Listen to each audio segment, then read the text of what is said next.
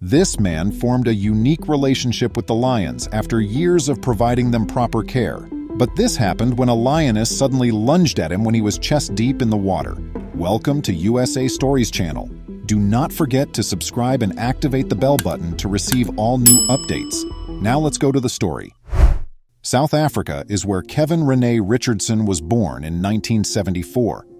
He and his family lived in the Johannesburg suburbs where he was raised. As he became older, he attended college for a short time before leaving. This was because he felt that his studies in zoology were monotonous and boring, and that the course's main focus seemed to be marine biology. His real passions were South African wildlife and animals. Even though he didn't expect his hobbies would go beyond a pastime, he had always been attracted by the world around him. Kevin was 23 years old when everything changed drastically. He was employed as a handler and ultimately took care of 2 6-month-old lion cubs. Napoleon and Tao were the names of the cubs that he raised. Lion Park, the location of the cubs, was not far from his house. He held a part-time position at the park for a number of years, which provided him with a wonderful opportunity to assist in the care of wild creatures. Naturally, after all the time he had spent with lions and the practical expertise he had acquired, he became an authority on their behavior. He actually continues to hang around with Tao and Napoleon to this day.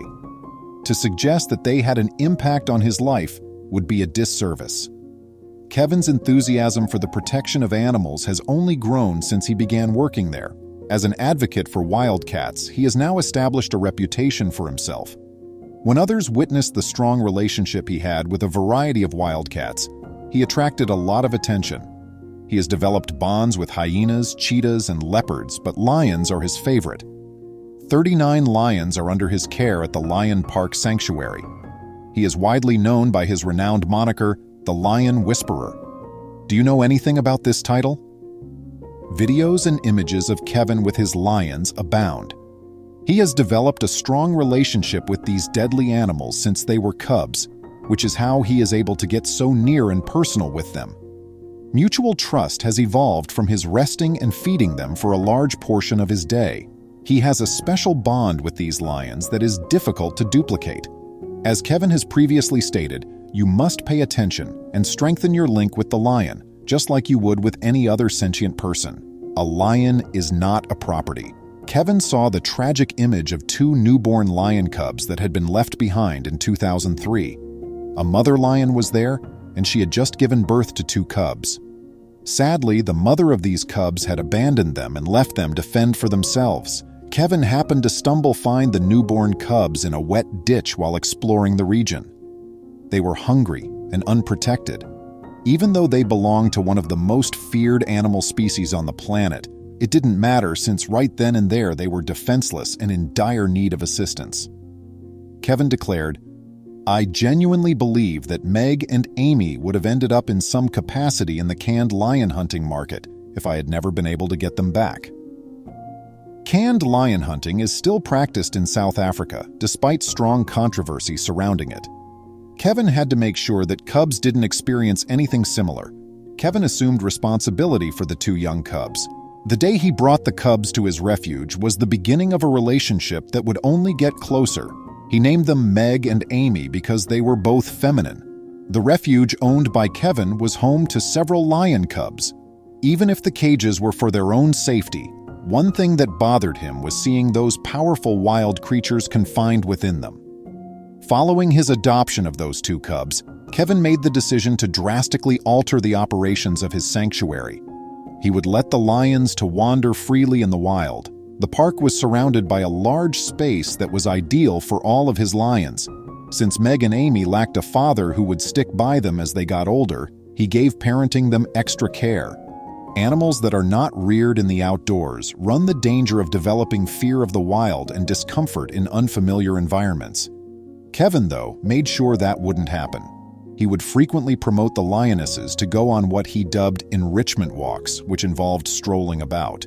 They could do with it as they pleased. Meg and Amy became used to the plains of South Africa as a result of this exposure.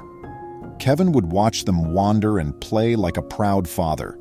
He was pleased to see Meg and Amy contented in their natural environment, as it was what they were meant to do. However, Lions are not the kind of animal that should be domesticated. Lions are apex predators, respected among other animals, unlike our domestic cats, who like lounging around the house.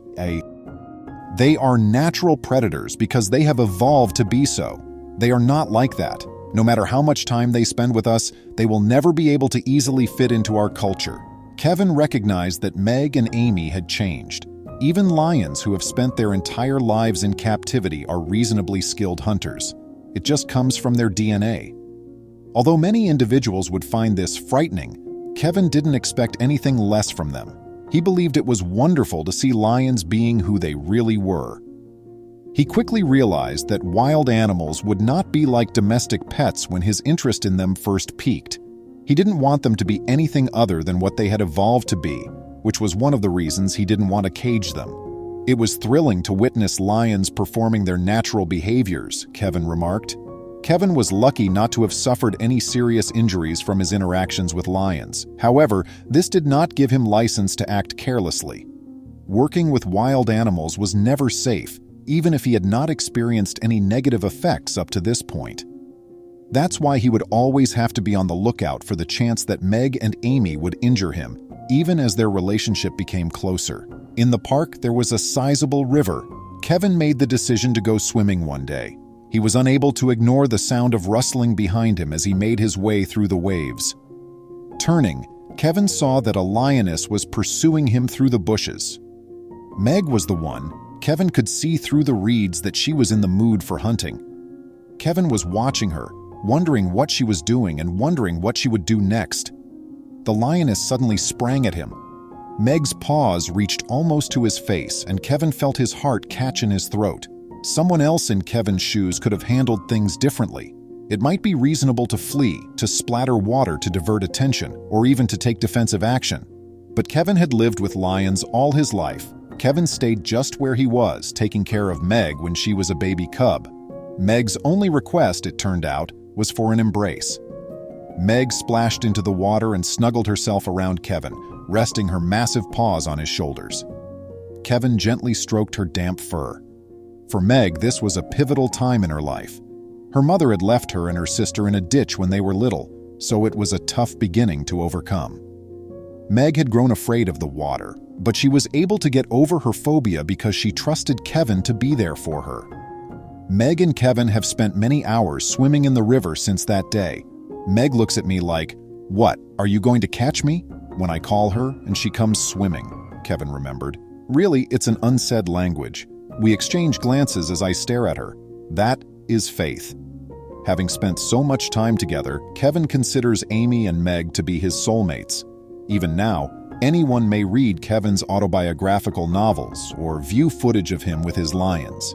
In the field of animal conservation, Kevin Richardson has amassed a sizable fan following that backs his efforts. He is utilizing his fame to spread awareness in order to realize his objective of preventing the extinction of his beloved species. If you were moved by this tale, please let me know what you think by leaving a comment and like it. I'm hoping to see you in a future video. Please remember to subscribe to our channel, give us a thumbs up, and turn on the notification bell so you won't miss any of our videos. If you enjoyed the tale, the next video that plays on your screen will probably move you too.